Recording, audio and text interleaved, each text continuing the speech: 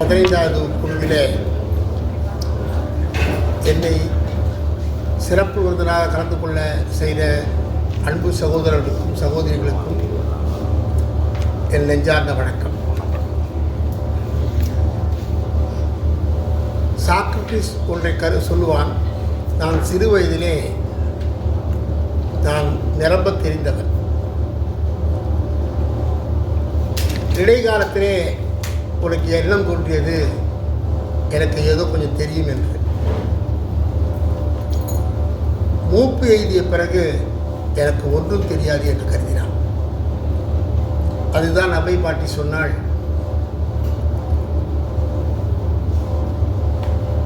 கற்றது கைமண் அளவு கல்லாதது உலகளவு. அந்த நிலையிலே அன்றாடம் ஒரு தொழில் முனைவர் ஒரு நாளைக்கு தன்னுடைய தொழில் பணிபுரியும் கால அளவை நிர்ணயித்து 60 விழுக்காடு அன்றாட அலுவலை செய்து கொள்ள வேண்டும். 25 விழுக்காடு அவசர விழுக்காட்டுக்கு ஒதுக்கப்பட வேண்டும். 15 விழுக்காடு நாளைய முன்னேற்றத்துக்காக, நம்முடைய வளர்ச்சிக்காக, நம்முடைய செயல்பாட்டை வகுத்து கொள்ள வேண்டும். அதற்குரிய கல்வியை, தொழில்நுட்பத்தை நாம் பெற்று வளர்வதற்குண்டான கடமையை செய்ய வேண்டும். ஏனென்று சொன்னால் மாற்றம் என்பது மாறாதது. அந்த மாறாத உலகில் நாம் மாற்றத்தை ஏற்கவில்லை என்று சொன்னால் நாம் ஓரமாக ஒதுங்கி விடுவதுதான் அந்த நிலைமைதான் ஏற்படும். அந்த நிலைப்பாடு வரக்கூடாது என்பதற்காகத்தான் இந்த கருத்தினை உங்களோடு நான் பகிர்ந்து கொள்ள நான் விரும்புகிறேன். தமிழன் உலகமெல்லாம் வணிகம் செய்தார். 46,000 தமிழ் பெயர்களை உலகமெல்லாம், சீனா உட்பட பல்வேறு நாடுகளில், ஆசியா உட்பட பல்வேறு நாடுகளில் தமிழ் பெயர்கள் இருக்கிறது. அவன் வணிகம் செய்தவனுடைய அடையாளம். நாம் போரிட்டு வென்று நம்முடைய ஆளுமையை நிலைநிறுத்தி அந்த ஆளுமைக்கு உட்பட்டு அவனை பெயர் வைக்க சொல்லவில்லை. வணிகத்தின் நாம் செய்த வணிகத்தின் மெச்சி அவன் வைத்து கொண்ட பெயர். அந்த ஆளுமை பெற்ற இனம் 52 நாடுகளை வென்று, கடல் கடந்த நாடுகளை வென்று ஆளுமை பெற்ற இனம். பண்டைய இலக்கிய மரபுகளுக்கு நான் இவருடைய தாமஸ் ஆல்வா எடிசனுடைய கருத்தை படிக்கும் பொழுது 200 ஆண்டுகளுக்கு முன்பு தான் அந்த இரும்பு தாதுகளை பற்றி எல்லாம் செய்திகள் படித்தேன். ஆனால் 5000 ஆண்டுகளுக்கு முன் இரும்பை கண்டுபிடித்த நம்முடைய இனம் ஏன் இப்படி இருக்கிறது என்று எனக்கு ஒரு ஐயப்பாடு இருக்கிறது. ஆக உலகமுள்ளா வணிகம் செய்தோம், உலகமெல்லாம் போரிட்டோம். போரிட்ட இடத்திலே நம்முடைய கருத்தை யாரிடமும் நாம் திணிக்கவில்லை. இது தமிழனுடைய மரபு. யாதும் ஊரே யாவரும் கேளி என்று சொன்னான். உலகமே என் உறவுகள் என்று சொன்னான். வள்ளுவ பேராசர் சொன்னான், பிறப்புக்கும் எல்லா உயிர்க்கும் என்று சொன்னான். பிறப்பால் பேதமில்லை என்று சொன்னான்.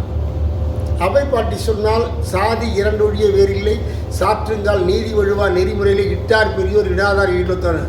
தானம் வழங்குவன் கொடுப்பவன் பெரிய ஜாதி, கொடுக்காதவன் சின்ன ஜாதி. கொடுப்பவன் பெரிய ஜாதி, கொடுக்காதவன் சின்ன ஜாதி. திருமூலரிடம் போனால் ஒன்றே குலம் ஒருவனே தேவன் என்று சொன்னான். நான் இந்த பக்கம் சைவத்துக்கு போனேன். சைவம் சொன்னால், நான் தென்னாட்டுடைய சிவனை போற்றி எந்நாட்டவர்க்கும் இறைவா போற்றி என்று. நான் தென்னாட்டவர்கள் எல்லாரும் நாங்கள் சிவன் என்று சொல்கிறோம், மற்றவர்கள் இறைவன் என்று சொல்கிறார்கள் என்று. என்னுடைய தாயார் பேர் மீனாட்சி, உங்களுடைய தாயார் பேர் காமாட்சி, உன்னுடைய தாயார் பேர் மும்தாஜ், உன்னுடைய தாயார் பேர் கரோலின். அவ்வளோதான். இதில் நமக்கு மாற்றம் கிடையாது. அந்த நிலைமையிலே வேற்றுமை அப்படி இருக்க நான் வள்ளுவன்கிட்ட போய் நேராக கேட்டேன், ஏப்பா இப்படியே பறந்துபட்ட உலகத்தில் எங்களையெல்லாம் சாத்தி விட்டு செல்கிறாயே, தமிழ் என்ற வார்த்தை இல்லையே, மதம் என்ற வார்த்தை இல்லையே, சாதி என்ற வார்த்தை இல்லையே, நாங்கள் எப்படி எங்களை காத்துக்கொள்வது? இதற்கு வழி எங்களுடைய எங்கள் தற்காத்து கொள்ள வேண்டிய நிலைமையே எங்கள்கிட்ட இல்லையேன்னு கேட்டேன். சொன்னார் வள்ளுவன். அகர முதல் எழுத்தெல்லாம் உயிரெழுத்து ஆவண்ணாவில் ஆரம்பித்து 1330 குரலில் மெய்யெழுத்து நாவண்ணாவில் முடிக்கிறேன். என்னாலும் தமிழ் மொழியிலிருந்து இது மாறுபட்டதல்ல என்பதை வள்ளுவன் என்னிடம் தெரியப்படுத்தினார். தற்காத்து கொள்ள நாம் எல்லோரும் பறந்துபட்ட உலகத்தை இதுவரை காத்தோம். இன்றைக்கு தற்காத்து கொள்ள வேண்டிய நிலைமைக்கு வந்திருக்கிறோம். அந்த தற்காத்து கொள்ள வேண்டிய நிலைமையிலே வள்ளுவன் இந்த கருத்தை சொன்னார்.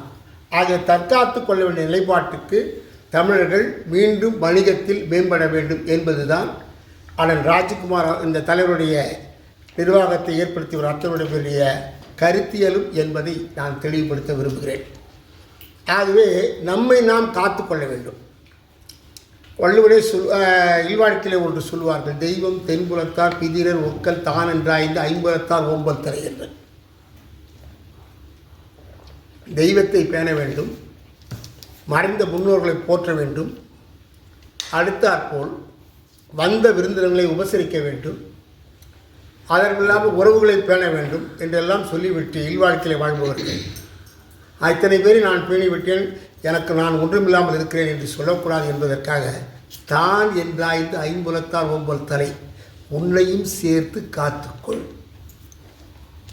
நம்மை சேர்த்து காத்துக்கொள்வதால் நாம் கூடியிருக்கிறோம் என்பதை நாம் அறிய வேண்டும். என்னை நான் ஒரு சிறு அறிமுகத்தோடு அப்பேற்பட்ட நிலையிலே தமிழன் நம்மை காத்துக்கொள்ள வேண்டிய காலகட்டத்தில் நாம் இருக்கிற இந்த நிலையிலே அப்பேற்பட்ட வணிகம் செய்த இனம் ஏன் அழிந்தது, இடைக்காலத்தில் ஏன் சரிந்தது என்பதெல்லாம் கேள்வி. அந்த கேள்விக்கு விடை காண போனால் அது எங்கெங்கேயோ போகும். அதையெல்லாம் விட்டு இனி வளருவதற்கு உண்டான வழி என்ன, அந்த நிலைப்பாட்டில் நாம் நான் பயிர் தொழில் பண்ணியிருக்கேன்.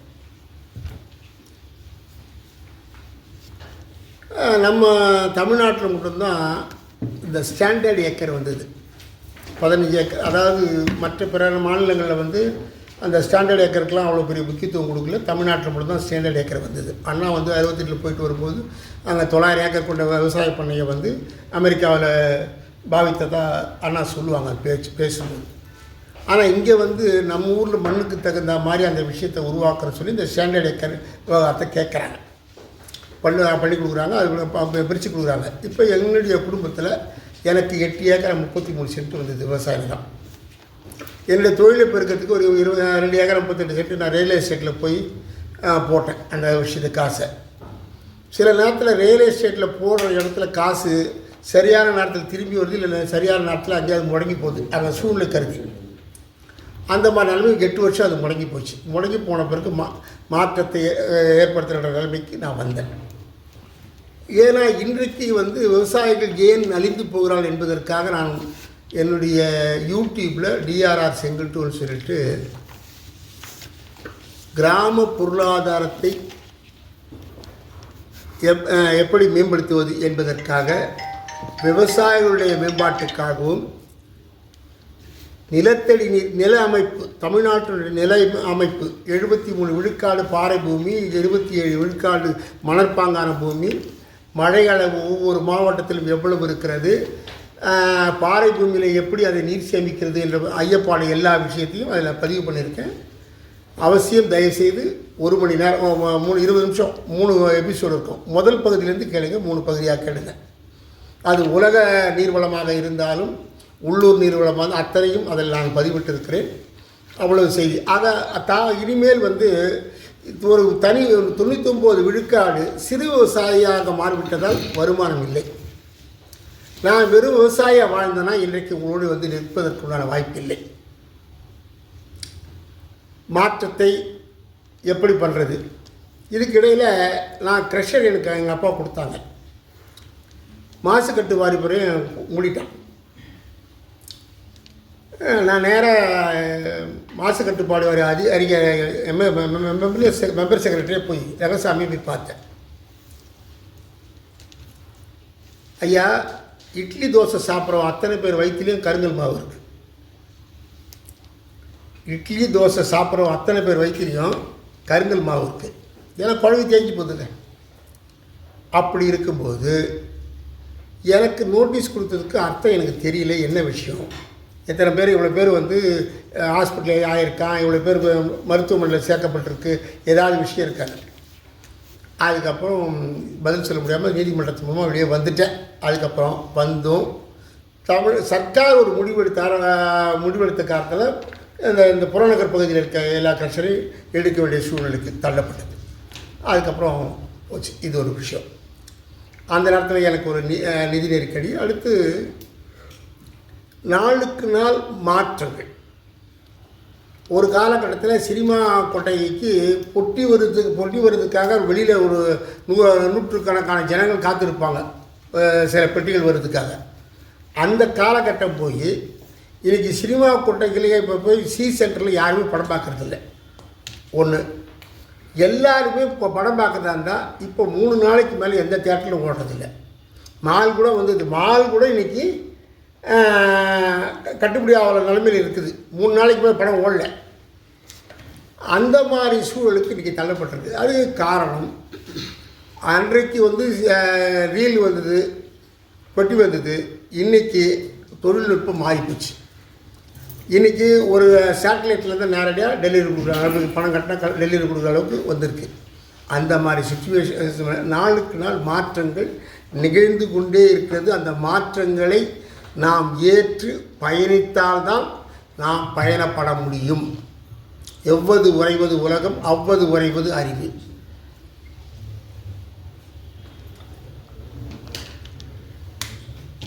இரண்டும் இல்லை. ஒரு பைசா வருமானம் இல்லை. மாற்றம் என்ன பண்ணுறதுன்னு பார்த்தேன். விவசாயம் பண்ணால் நான் தேர முடியாது. என்னுடைய பகுதி மிடில் ஆஃப் த சிட்டி.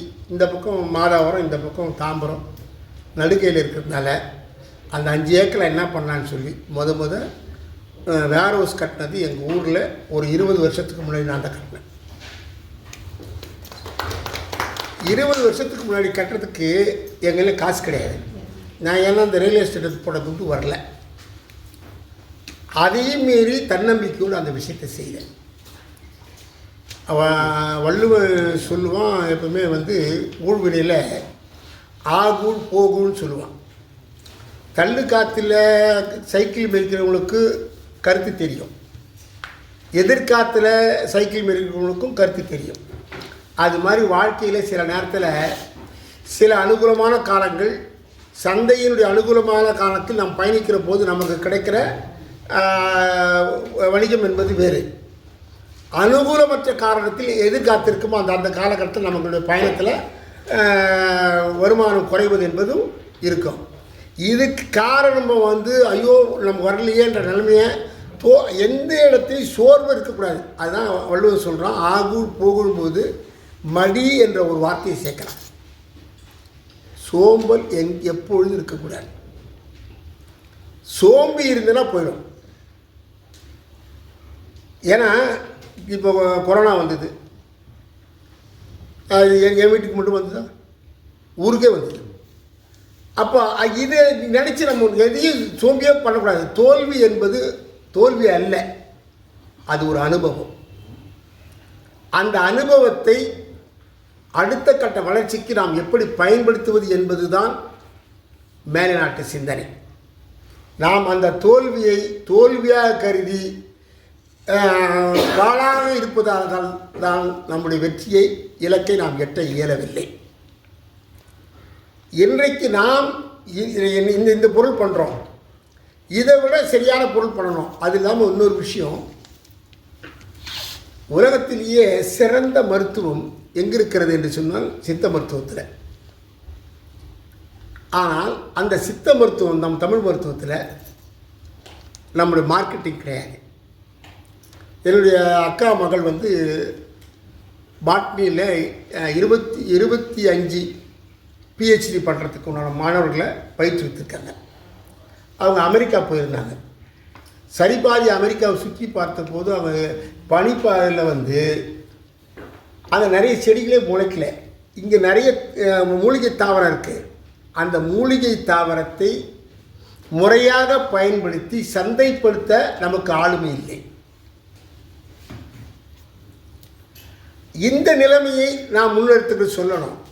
இப்போ நம்ம ஊரில் சிலிக்கான் வேலி இருக்குது. நான் தைவான் போயிருந்தேன். அவன் ஹார்ட்வேர் பண்ணுறான், சிப்ஸு பண்ணுறான். நம்ம ஊரில் இந்த இருக்குது, அயன் ஊர் இருக்குது. நம்ம ஊரில் 1 மடங்கு உற்பத்தி பண்ணால் சீனா 3 மடங்கு உற்பத்தி பண்ணுறான். நம்மளோட விலை மலிவாக கொடுக்குறான். இன்றைக்கு வரும் நம்மால் ஒரு எந்திரத்தை உருவாக்கி ஒரு பொருளை மேலும் அதாவது விலை மலிவாக ஒரு செயலை உருவாக்குறதுக்கு உண்டான வாய்ப்பை நம்மளால் உருவாக்கிக்க முடியல. அந்த எந்திரத்தை வேறு நாட்டிலிருந்து நம்ம தெரிவித்துக் கொள்ள வேண்டிய நிலைப்பாட்டுக்கு இருக்கிறோம். அறிவில் சிறந்தவர்கள், ஆற்றல் மிக்கவர்கள், தொன்மையானவர்கள், நம்முடைய இலக்கிய மரபுகள் நம்முடைய அத்தனை இருக்கு. ஆனால் நம்முடைய சிந்தை அதற்கு செல்ல இயலவில்லை. ஏன்? ஒன்றும் இல்லை, 7 நாளில் சீனாவில் 1200 பெட்டு கொண்ட ஒரு ஹாஸ்பிட்டல் கட்டிட்டான் 7 நாளில்.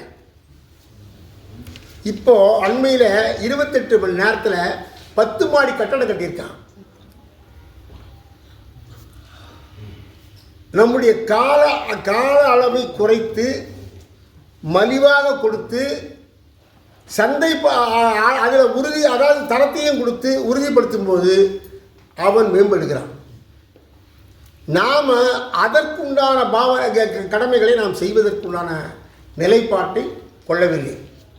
இந்த நிலைப்பாடு நம்மிடம் எப்பொழுது வர வேண்டும் வரும் என்று சொன்னால், ஒவ்வொரு நாளும் அடுத்த கட்ட முன்னேற்றத்தை எங்கே எப்படி போதும் உலக நிலைமையை தெரிஞ்சுக்கணும். இப்போ A1 டெக்னாலஜி இருக்கா, அதுக்கு உண்டான நிலைமையை நாம் எப்படி வளர்க்கணும், எந்த இடத்துல நமக்கு ஃபில்லிங் த கேப்ஸ், ஏதாவது மக்களுக்கு சேவைக்கு தேவையான விஷயம் இருக்கா, அதை பயன்படுத்துகிற நிலைமையை இதை அறிந்து அதற்குண்டான சேவையை திறம்பட செய்தோம் என்று சொன்னால் சிறப்பான நிலைப்பாட்டை நாம் கொள்ள முடியும்.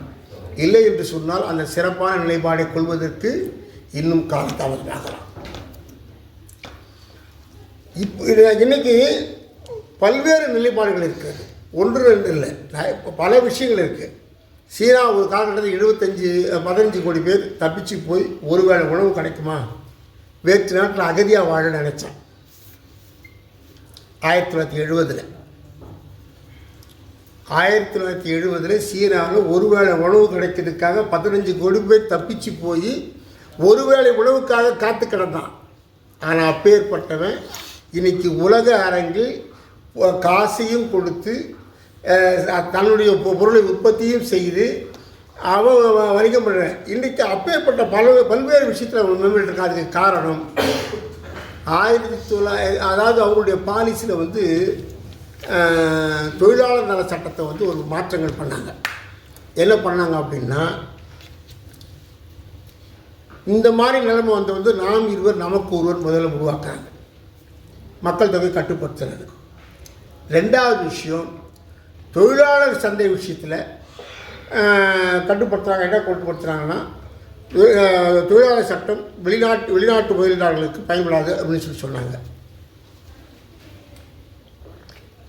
அதனால் 1979-87 1,90,000 இண்டஸ்ட்ரி வந்தது. இண்டஸ்ட்ரி உற்பத்தியை மலிவாக பண்ணி விற்ற பிறகு கூட அவன் வெற்றி பெறலை. 2010 R&D ரிசர்ச் அண்ட் டெவலப்மெண்ட்டுக்கு அவன் $10 பில்லியன் செலவு பண்ண பிறகு தான் சீன நாடு இன்றைக்கு அவன் என்விரான்மெண்ட்டில் மிக பிக்கெஸ்ட்டு, அவன் தான் ஒஸ்ட்டு. 11,680 கோடி மெட்ரிக் டன் கார்பன் எமிஷன் வெளியிடுறவன் உலகத்தில் ஹையஸ்ட் அவன் தான். உலகத்தையே நாசி பண்ணுறவன் தான் அவன். அதை மாற்றுறதுக்கு 93,500 அணை கட்டியிருக்கான். 93,500 அணை கட்டியிருந்தால் பரவாயில்ல. அதுக்கு அடுத்த விஷயம் அவன் என்ன பண்ணியிருக்கான், அடுத்த கட்டத்தில் செயற்கை சூரியனை உருவாக்கி 17 நிமிடம் அதில் அதாவது நம்ம சோலார் பேனல் அன்பு சகோதரர் சொன்னார் இல்லையா, அது 12 மணி நேரம் தான் ஒர்க் பண்ணோம். செயற்கை ஆர்டிஃபிஷியல் சூரியன் 24 மணி நேரம் அதுக்கு பவர் எடுக்கிறதுக்கு உண்டான வாய்ப்பு உருவாக்கியிருக்கான். அந்த மாதிரி சுய சிந்தனைகளை எழக்கூடிய அளவுக்கு அது சிந்தனை, இந்த சிந்தனைகளுக்கு நாம் முன்னெடுப்பதற்கு எது சாத்தியக்கூறு என்பதையெல்லாம் ஒவ்வொரு நாளும் படித்து தெரிந்து கொண்டு அதற்குண்டான ஆளுமையை நாம் பெற்றால்தான் வருங்காலத்தில் நம் வணிகம் பெற முடியும். அதே மாதிரி இந்த விஷயத்தில் சில, அதாவது வடநாடும் தென்னாடும் எப்படி இருக்குதுன்ற விஷயத்த ஒரு சின்ன விளக்கம் மட்டும் சொல்லிடுறேன்.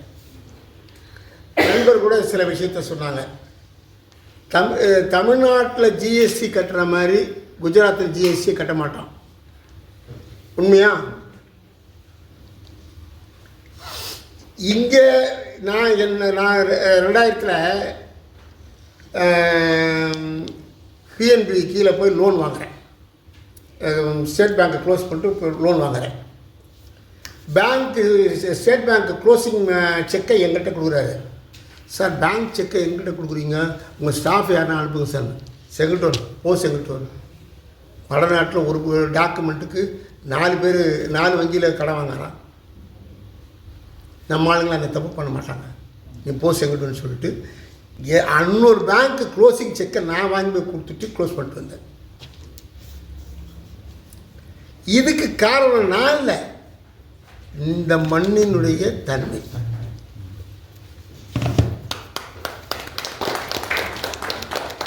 ஒருத்தர்கிட்ட கொடுக்க வேண்டியதுனா கொடுக்கணும், வரி கொடுக்கணும்னா கொடுக்கணும். அந்த தன்மை தான்.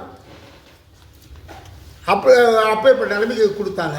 இன்றைக்கி நிலைமை என்னடானா 25 லட்சம் கோடி இப்போ தள்ளுபடி பண்ணியிருக்காங்க. இதில் அவ்வளவு பேர் குஜராத்தி.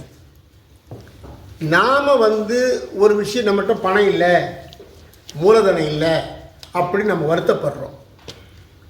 அவன் அப்படி நினைக்கல. ப்ரைவேட் லிமிடெட் கம்பெனி ஆரம்பிக்கிறான் குஜராத்தில் எல்லாம். அண்ணா 1945 எழுதின விஷயம் இது. 184 இன்சூரன்ஸ் கம்பெனியை பற்றி ஒருத்தர் சொன்னார். 184 இன்சூரன்ஸ் கம்பெனி அன்றைக்கி 1945 ஆரம்பித்தாங்க. 1956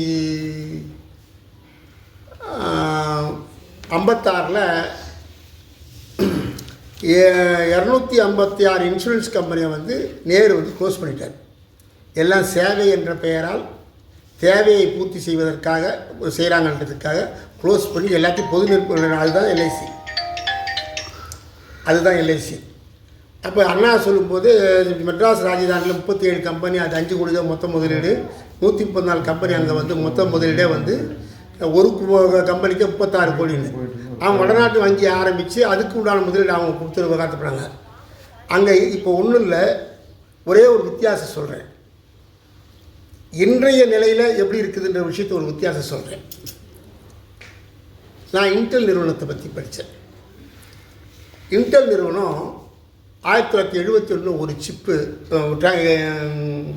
236 டிரான்சிஸ்டர் எஃபிஷியன்சியை ஒரு சிப்புக்குள்ளே அடக்கிறான். 2006 2,36,00,000 டிரான்சிஸ்டர் எஃபிஷியன்சி ஒரு சிப்புக்குள்ளே அடக்கிறான். அந்த வால்யூமோட இது வால்யூம் குறைவு, வேல்யூ ஆடட், அதிகபட்ச தரத்தை கொடுக்குறாங்க. அப்படி கொடுக்கும்போது அந்த நிலைமை இருக்க அந்த சூழலில் இங்கே இருக்கிற ஜியோ நிறுவனம் இருக்கு இல்லையா, நான் ஃப்ரீயாக தரீங்களா வாங்கிக்கிங்க. காசு தான் இங்கே, அறிவில்லை. அதை பயன்படுத்த வேண்டிய இடத்தில் தமிழ்நாடு தமிழ் மக்களுக்கு ஒரு அரிய வாய்ப்பு இருக்கிறது. என்னவென்று சொன்னால் அதை அண்ணா உருவாக்கினார். தமிழும் ஆங்கிலமும் என்ற ஒரு விஷயத்தை சொன்னார். உன்னை அறிய ஒரு மொழி, உலகை அறிய ஒரு மொழி அப்படின்றத இந்த நிலைமையை லீக்குவானும் செய்தார். அண்ணா மட்டும் செய்யலை, லீக்குவான் செய்தார். 77.89 விழுக்காடு சீனமொழி பேசி சீனனாக இருந்தும் அந்த பெரும்பான்மை பேசுகிற மொழி அந்த நாட்டு மொழி எந்த மொழி ஆக்கலை, பொதுமொழி ஆங்கிலம் தாங்க. ஆக அவரவர் தாய்மொழியும் ஆங்கிலமும் கற்று முன்னேற வேண்டும் என்ற நிலைப்பாட்டை கொண்டு வந்ததால் 6, அதாவது ஒரு டீ பிஸ்கெட்டுக்கு 6 நாட்டு சார்ந்து வாழ்கிற சிங்கப்பூர் உலக வர்த்தகத்தில் 2வது இடத்தில் இருக்குது. அண்மையில் நான் ஒரு கேள்வி கேட்டேன். ஏன்னா ஒருத்தர் கேட்டார், ஐஐடி நான் என்ன கேட்டேன் அப்படின்னா, இந்த நாட்டில் இந்தியாவில் வரிசையில் 100 வரிசைக்குள்ளே தமிழ்நாடு ஓரளவுக்கு இருக்குது.